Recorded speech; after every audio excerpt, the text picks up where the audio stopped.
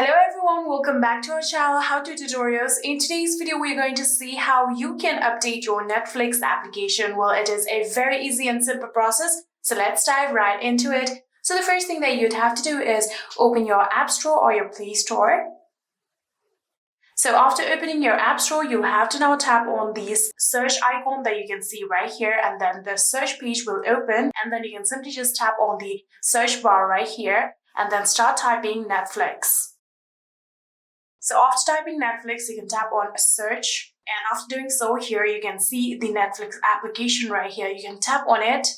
So right now here you can see there is the open button because my Netflix is up to date. If your Netflix application needs any kind of update, there will be a update button. All you have to do is tap on update and wait for a few minutes in order to be Netflix completely up to date.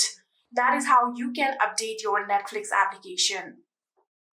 I hope this video was helpful to you guys. If it was, please do not forget to hit that subscribe button and like our video. Thank you so much for watching. See you in the next.